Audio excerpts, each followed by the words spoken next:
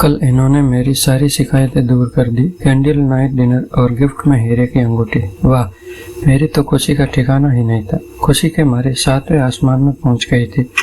लेकिन तभी मेरे अंदर की गृहिणी ने सर उठाया। इतना महंगा गिफ्ट लाने की क्या जरूरत थी? एक गुलाब ले आते, फिर भी मैं तो खुश हो जाती।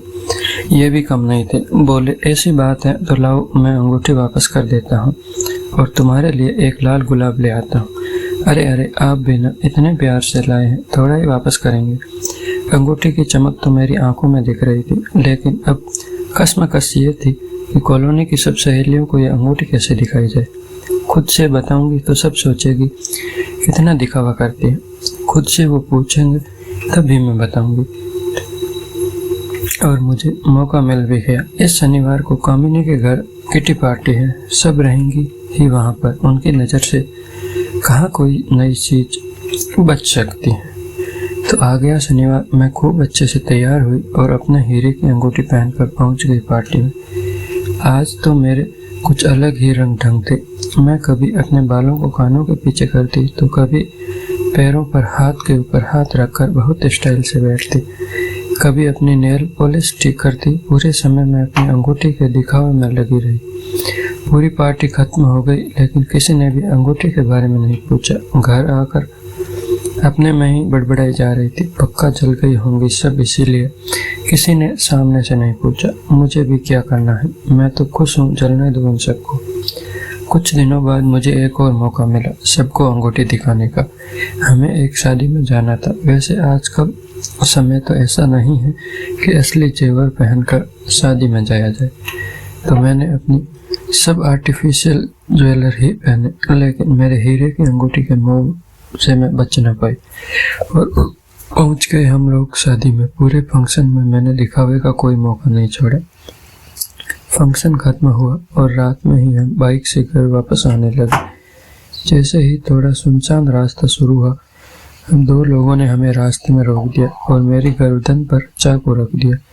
उन्होंने हमसे सारा कैश और जेवर निकालने के लिए बोला, लेकिन जेवर तो सब आर्टिफिशियल थे और कैश भी ज़्यादा नहीं मिला। उन्होंने हमारे पास से, इसलिए मूड खराब हो गया उनका और मुझे पर पकड़ मजबूत कर वो इनसे और सामान मांगने लगे। ये भी डर के तुरंत ही बोल पड़े, ये ले लीजिए, आप लोग हीरे की अंगूठी है, इसके सिवाय हम लोगों के पास कुछ भी नहीं और प्लीज हमें जाने दो। खैर, किसी तरह से वहां से जान बचाकर भागे हम लोग और जल्दी ही पूरी कॉलोनी में आग की तरह ये बात फैल गई। दूसरे दिन आने जाने वालों का तांता लग गया।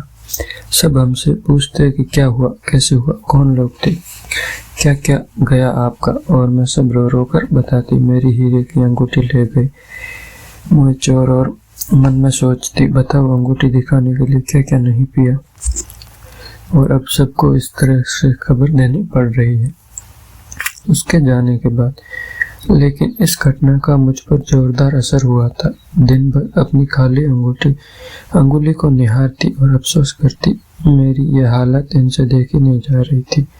मेरे पास आए और मुझे सांत्वना देने हुए बोले, मुझसे क्या छुपा है, तुम तो हमारी हालत जानती ही हो। इतनी आमदनी कहाँ है मेरी जो तुम्हें हीरे की अंगूठी ला कर देता।